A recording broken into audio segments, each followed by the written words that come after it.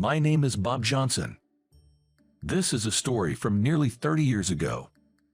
It was a cold night in late November, about a month after I was sent to a factory in a rural town in Nebraska. Though it was just past 6 o'clock, it was already dark outside.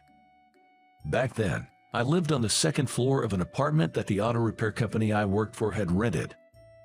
After finishing work that day, I hurried home, holding the takeout I had bought for dinner.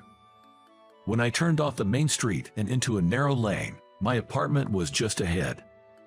There was a restaurant at the corner, but it was located deep inside a narrow pathway that extended from the main street. The land was shaped like a flagpole. It's called a flag lot. So, the restaurant building itself was diagonally across from my apartment, separated by that lane. The lane was dark with only a few streetlights, but the light shining out of the restaurant's large windows was almost blinding.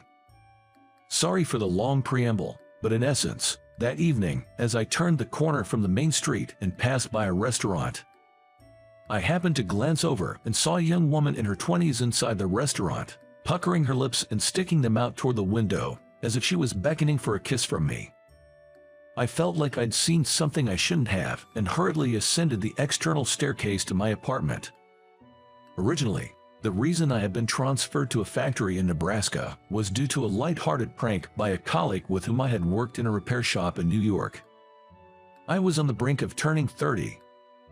Around that time, the car repair shop where I'd worked for nearly 10 years went bankrupt, and I got re-employed as a mechanic at a car repair company with several branches in the Northeast. Of course, the workshop I joined had senior colleagues.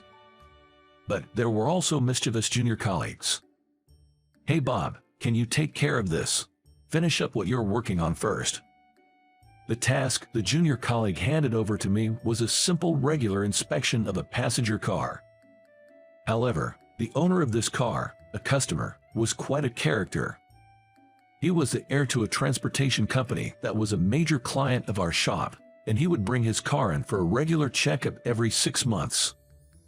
But if his car wasn't given top priority, he'd get in a foul mood. To make matters worse, he would secretly check to make sure his car wasn't being neglected.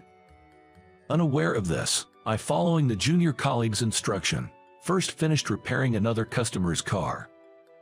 Seeing his car's inspection being postponed, the heir, who had been watching from the shadows, lodged a complaint with the factory manager. "Did you guys properly explain it to Bob? We told him it's top priority." The junior colleague chuckled. The factory manager seemed to understand that I hadn't been properly informed. But the heir threatened to get his father involved and end all business with us unless I was fired.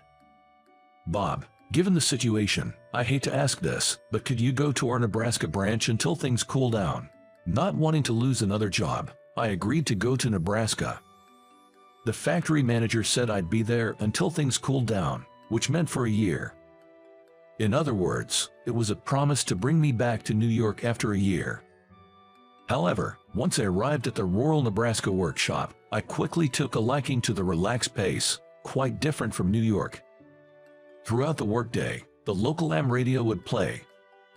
Casually listening to the radio while working. From 1 p.m. to 5 p.m. on weekdays, there was a laid-back program called Hello Nebraska that didn't seem special at all. But I got hooked on it. Every Wednesday, a female reporter on her rounds and the main male announcer would engage in banter that tickled my funny bone. "Hey, Catherine, where are you reporting from today?" "Hi, it's reporter Catherine. Today, I'm at the SC visiting the Arnott Park." "Wait, what? SC, what's that?" "That means the southern part of the county." "Well, then say South County properly." I thought I did. "Geez, you didn't. So, where's this Arnott Park? Sounds nice, I guess." "Yes, I'm definitely at the Arnott Park." "Why do you stretch out the E? It's in a daw." The male radio host would become particularly sharp-tinged, almost bursting with sarcasm, only when he interacted with her. It wasn't that he was genuinely mad, he seemed to be holding back laughter. And Catherine, the budding reporter, would earnestly and seriously respond, which for some reason I found hilarious and became addicted to. Anyway, about the girl from the restaurant across from my apartment. It soon became clear that she wasn't trying to beckon for a kiss from a passing stranger like me. Because, ever since that day, out of curiosity, I'd occasionally lean out from my apartment window to observe her. From my observations, I realized that she seemed to be a restaurant employee, and during slow hours or while waiting for customers, she would make funny faces towards the window, pulling up the corners of her mouth, opening her mouth wide, or puckering her lips. My head was full of questions. Living a boring life in the countryside, my curiosity piqued, and on the next payday, I decided to visit that restaurant I had been avoiding because it seemed a bit pricey. The inside of the restaurant wasn't as formal as I'd expected. It had a modern design and a touch of luxury, but the atmosphere was casual. I ordered a hamburger dinner set. For me, quantity matters more than taste in a regular meal. I was satisfied as long as my stomach was full. Even with that, the hamburger here stood out as exceptionally delicious. And the portion size was pretty generous. But $30 is a bit steep, a treat for myself on payday. I wasn't the only one who thought so. Seems like most folks decide to splurge on payday. The restaurant had a steady stream of customers.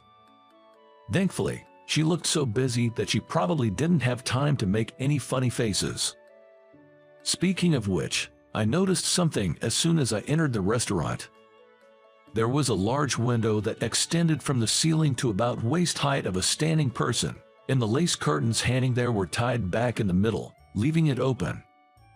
At night, with the darkness outside and the reflection of the restaurant's lights on the window, it created a two-way mirror effect. This meant that the girl making funny faces was looking at a reflection in this two-way mirror. Maybe she was practicing for some kind of year-end party performance. That's what I thought at the time. Hey, everyone, can y'all take a moment and listen up? Manager Smith, with his usual laid-back voice, called out to us who were working.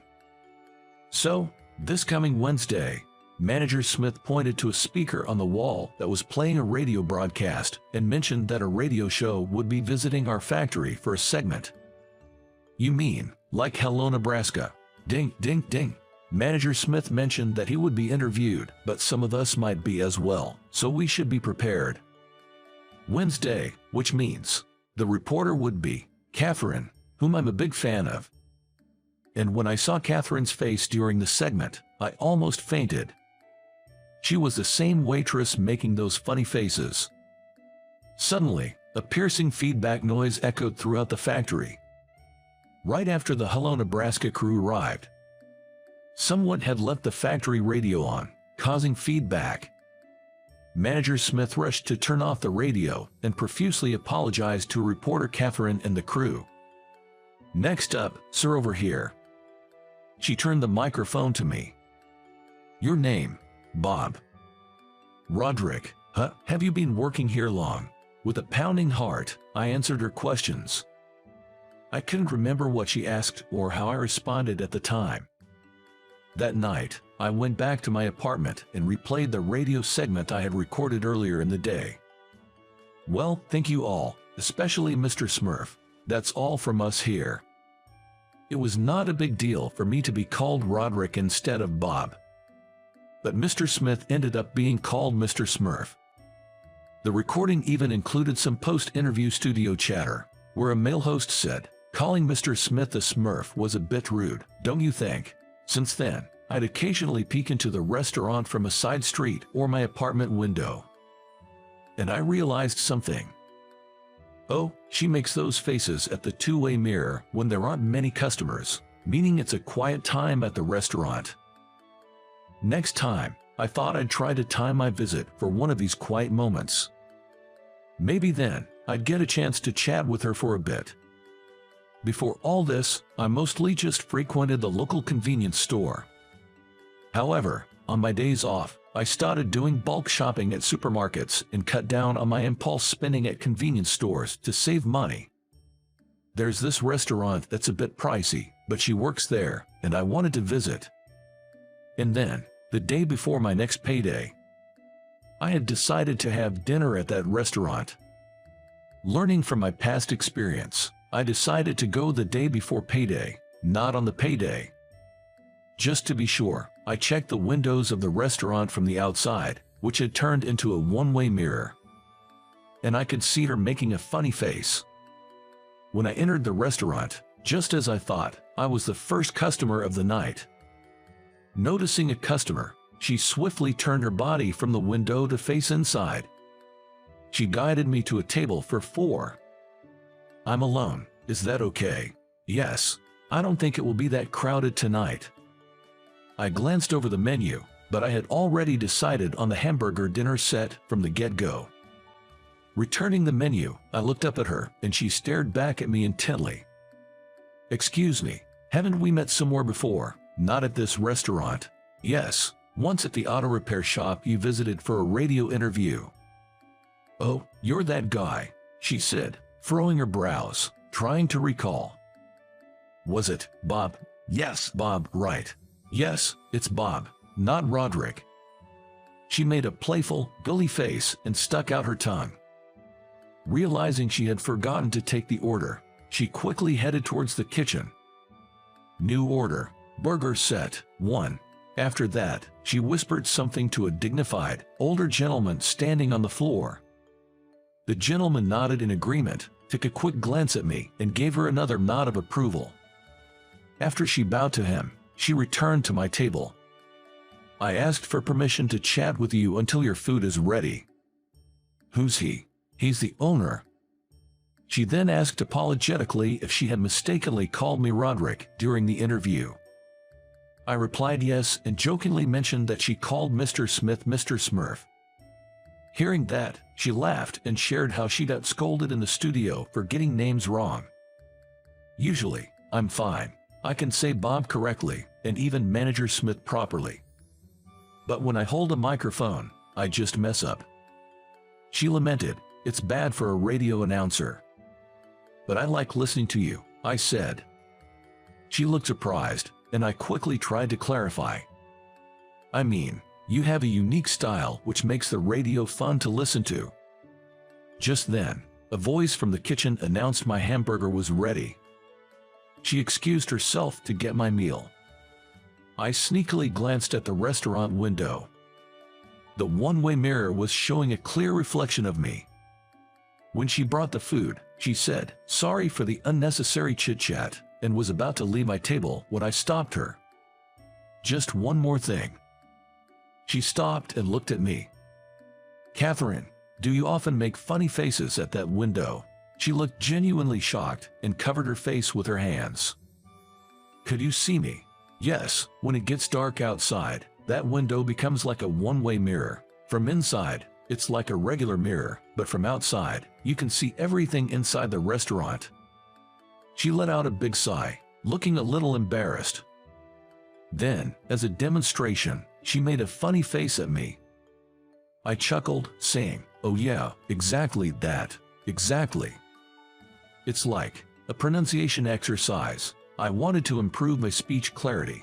I do it in front of the window, looking at my reflection, whenever I have free time. She bowed her head towards me, saying she won't do it anymore. She added, "Please have it while it's still warm," as she began to move away from my table. Without thinking, I called out to her. "It's perfectly fine. Having unique speech, it's like your own charm. I'm a fan, really, especially of your." She turned around, giving me a long, searching look. That night, I got carried away and talked endlessly with her, but afterwards, I felt embarrassed and decided not to visit that restaurant again. About a year after I arrived in Nebraska, shortly before I was set to return to New York, I decided to see her one last time at that restaurant. The place was almost empty that night. The gentlemanly owner seated me. Immediately after sitting, I looked around the restaurant, but she was nowhere to be seen. "It's been a while since your last visit. Thank you for coming back." I was surprised that he remembered me. For a moment, I wondered if he was mistaking me for someone else. I felt terrible thinking our waitress might have bothered you with her long stories. he added. I quickly waved my hands in front of my face, denying it. Worried that he might have fired her because of a misunderstanding, I asked, "Is the waitress from that time off today?" He shook his head and said, "You know she works as a radio reporter, right?" I said yes, and mentioning that I still listen to her segment every Wednesday. Then, the owner told me about her. She couldn't make ends meet with just her weekly radio job, so she had been working part-time at this restaurant. However, about 3 months ago, she was scouted by a radio station in New York who found her intriguing. Now, she has quit her part-time job at this restaurant and moved to New York. In a radio station in New York, she appears in a late-night show as a comedian's assistant. She still appears in the program Good Morning Nebraska out of respect, as it was the show that nurtured her. I told her I'd be transferring to New York soon myself. So, this would be my last dinner at this place. Well, sorry for the long chat. Would you like the hamburger dinner set? The owner remembered my favorite dish. Even in Nebraska, you could listen to radio shows in New York. I quickly tuned into the late-night show where she was an assistant. "Catherine, you really need to work on your pronunciation." She was playfully teased on the show as well. "It's fine, really. There are a fan who likes me just the way I am." Who in the world would that be? A man named Roderick. He's not silly. He's a wonderful person. Oh, what's this? A love confession on air. Half a month later, I returned to New York. Not much had changed at my workplace, the repair factory, from a year ago. The only difference was that the young heir of the transportation company, who was the reason I was sent to Nebraska, had been reprimanded by his father and had calmed down. On the night before my first day off after returning to the New York factory, I spent some cash to buy a big bouquet and waited for her outside the radio station in Central Park after her late-night show. "Isn't that Bob? Why are you here?" She saw me and ran towards me, and I embraced her tightly. It was one of the few romances I had ever experienced. A story from a long time ago, over 30 years ago.